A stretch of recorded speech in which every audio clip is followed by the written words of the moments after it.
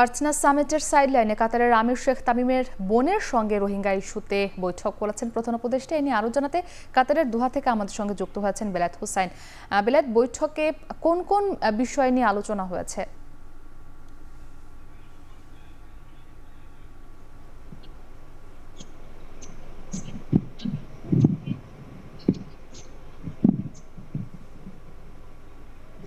কিছুক্ষণ আগে কাতারের আমির শেখ তামিমের বোন শেখা মাইশা বিনতে হামাদান খানের সঙ্গে বৈঠক করেছেন বাংলাদেশের প্রধান উপদেষ্টা ডক্টর মোহাম্মদ ইউনূস। এই বৈঠকটি মূলত একটি গোলটেবিল বৈঠক ছিল এবং এই বৈঠকে রোহিঙ্গা সংকট নিয়ে কথা বলেছেন। প্রধান উপদেষ্টা বলেছেন যে সেপ্টেম্বরে জাতিসংঘের রোহিঙ্গা বিষয়ে সমাবেশটি করবে, সেই সবাই কাতার যেন বাংলাদেশের পাশে থেকে কাতারের সর্বোচ্চ সহায়তা আশা করেছেন তিনি। আজকের যে সামিট, দ্বিতীয় দিনের আর্থিক সামিট, এই দ্বিতীয় দিনের আর্থিক সামিট হয়েছে। সামিটের যে অন্যান্য কার্যক্রমগুলো সেগুলো চলছে, কিন্তু প্রধান উপদেষ্টার ব্যক্তিগত বাংলাদেশের স্বার্থ সংশ্লিষ্ট যে বিষয়গুলো রয়েছে সেগুলো নিয়ে রোহিঙ্গা বিষয়ক এই বৈঠকটি অনুষ্ঠিত হওয়ার পর এখানকার একটি আন্তর্জাতিক গণমাধ্যমে এই সাক্ষাৎকার দিয়েছেন প্রধান উপদেষ্টা। সেই সাক্ষাৎকারে তিনি তার সরকারের নানা বিষয় তুলে ধরেছেন, বাংলাদেশের নির্বাচন নিয়ে কথা বলেছেন, নানা বিষয় নিয়ে কথা বলেছেন। আর এরপরেই কিছুক্ষণের মধ্যে তিনি কাতারের প্রতিরক্ষা মন্ত্রীর সঙ্গে তিনি বৈঠকে বসবেন।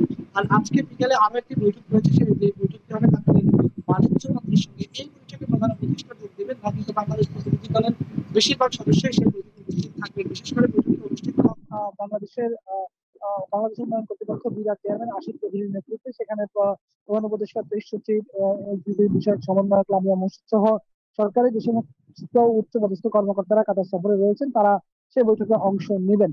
আর আজকে সারাদিন এই যে সামিট, এটাই আজকে সামিটের শেষ দিন। কিছুক্ষণের মধ্যেই এটা আর্চনা সামিটের পর্দা নামবে, এটি সমাপ্ত হবে এবং আগামীকাল প্রধান উপদেষ্টা এখানকার যে প্রবাসী বাংলাদেশি রয়েছেন তাদের সঙ্গে মত বিনিময় করবেন। এরপরেই মূলত তার কাতার সফরের সমাপ্তি হয়ে যাবে। এখান থেকে সরাসরি তিনি বাংলাদেশে যাবেন না, তিনি ইতালির উদ্দেশ্যে রোমে গিয়ে তিনি পোপের শেষ শ্রদ্ধাঞ্জলিতে অংশ নেবেন, যেখানে অনেক বিশ্ব নেতারা আসবেন। তাদের সঙ্গে সেখানে তিনি নানা ধরনের আলাপচারিতা করবেন। তবে কাতার সম্মেলন থেকে বাংলাদেশের নানা বিষয় নিয়ে, নানা সংশ্লিষ্ট বিষয় নিয়ে তারা প্রধান উপদেষ্টা কথা বলেছেন। সবচেয়ে বেশি গুরুত্ব পেয়েছে এখানে কিন্তু এলএনজি সেক্টর এবং রোহিঙ্গা সংকট ইস্যুটি।